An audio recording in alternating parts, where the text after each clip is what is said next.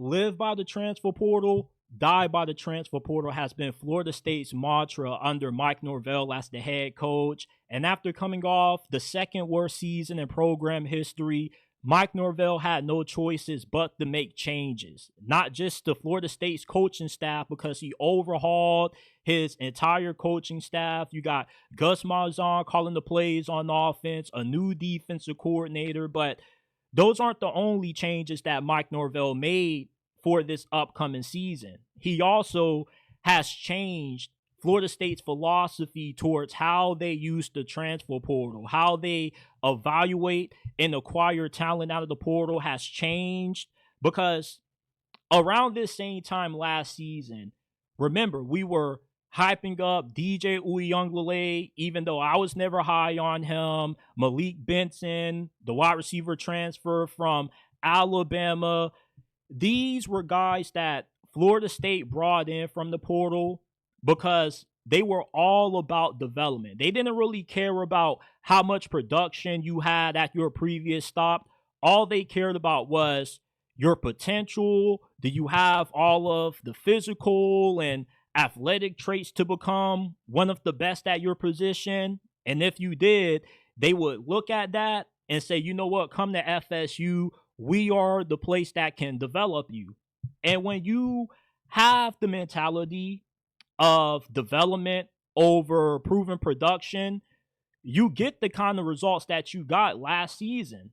FSU, if you were to take off the emblem on the side of their helmet and you were to erase the Florida State name, you mean to tell me that you wouldn't have been able to spot the difference between them or FAMU or Bethune-Cookman? Because with how bad Florida State looked last year, not only were they one of the worst teams in all of FBS, but they may have been one of the worst teams in all of college football, from Division I to Division II. I mean, any level, Florida State just didn't look like a good college team.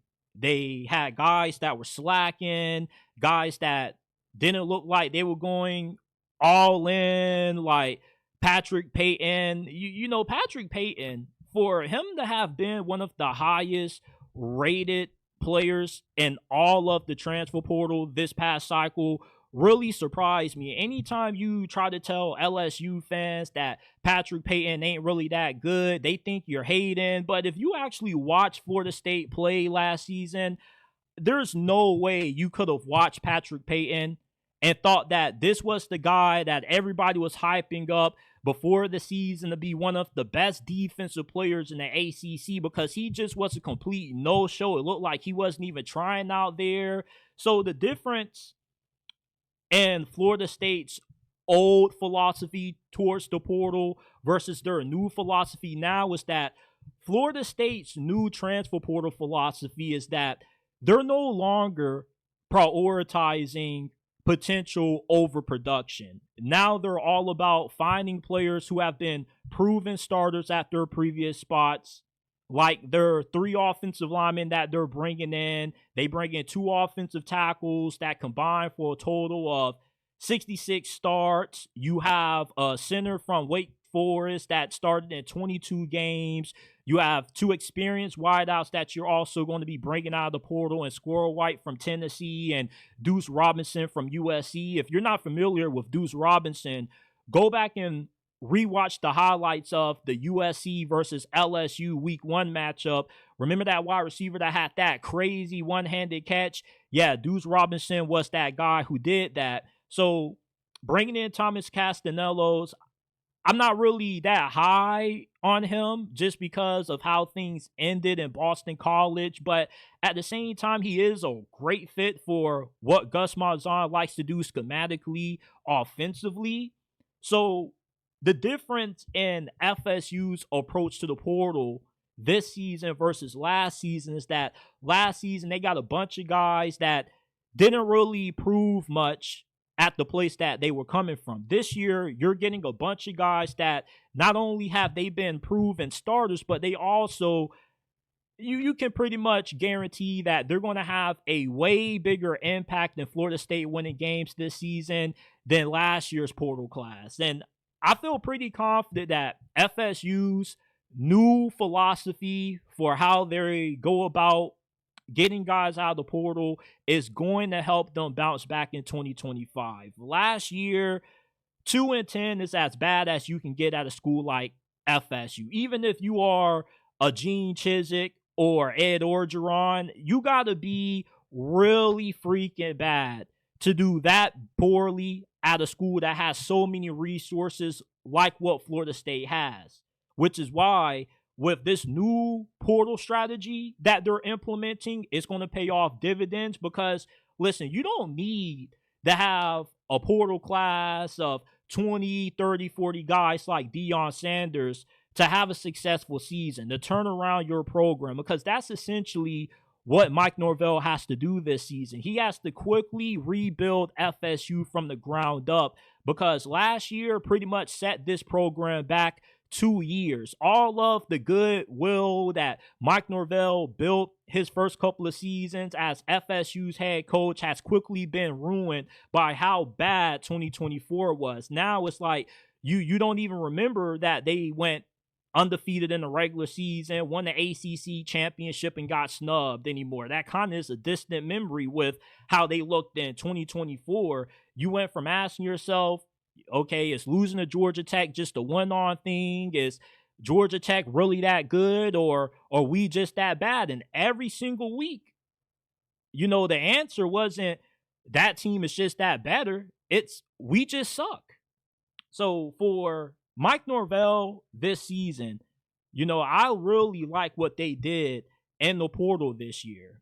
And he also didn't overdo it. He didn't bring in a bunch of receivers and a bunch of corners because they believe that they have recruited at those two positions the best compared to everywhere else.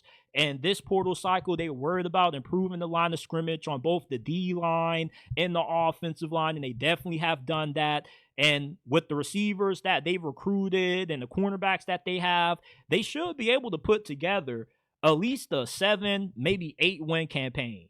And yeah, that probably is going to be a far cry from what you expect out of a program that was a snub away from getting into the Final Four team college football playoffs. For them to just fall off that fast is really shocking. But despite me being a Miami Hurricane fan, I'm still really high on Mike Norvell. I believe that he's done a lot of good stuff in Tallahassee. And I just feel like last year, they made a mistake with their transfer portal approach. And when you live and die by the portal and you have that bad of a portal class and you're not really that good at developing players that you recruit out of high school, it's going to bite you in the ass. And that's what happened to FSU. And now, not only did they change their philosophy with how they use the portal, but it also has made them change their philosophy on how they go about developing the young players on their team. For the portal, it's not there to be used to build a team from scratch every single year. The portal is supposed to help you fill maybe 1 or 2 needs that you have. Let's say that you don't have a good right tackle. You can go find one in the transfer portal. Let's say you also need a decent number 2 corner. You can get that as well. Or if you need some more depth, that's what the portal is for. The portal is really effective when you can balance building your roster through it, getting a bunch of guys who are going to be great one-and-done players. They're going to play for one season with your program. Then they're going to be high draft picks in the NFL.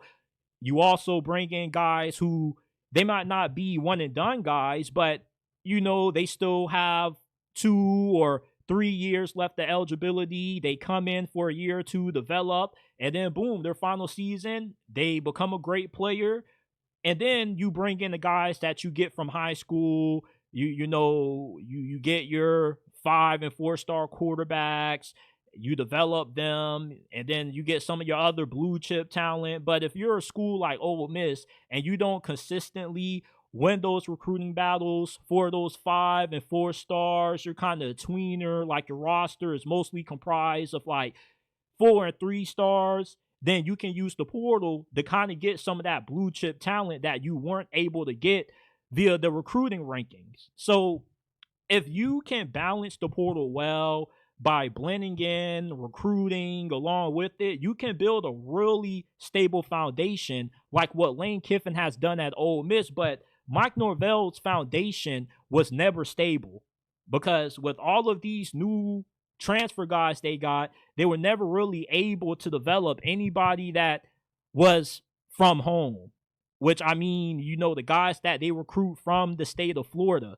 And it makes sense why Jeremiah Smith went to Ohio State. Why would he stay at home playing for the hometown team in Miami? Why would he play for the Gators or FSU when Ohio State just is a football factory when it comes to preparing guys for the NFL level? Compared to FSU, who I can't recall the last time they developed a recruit that they got out of high school and turned them into a high draft pick, but it's been a very long time.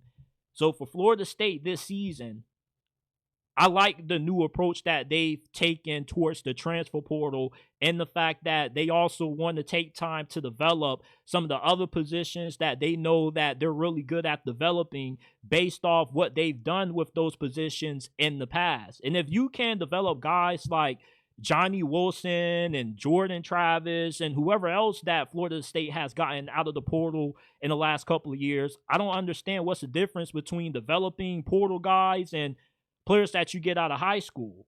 But I'm very confident that FSU's new transfer portal philosophy is going to pay off dividends for them in 2025 and help them have a bounce back season.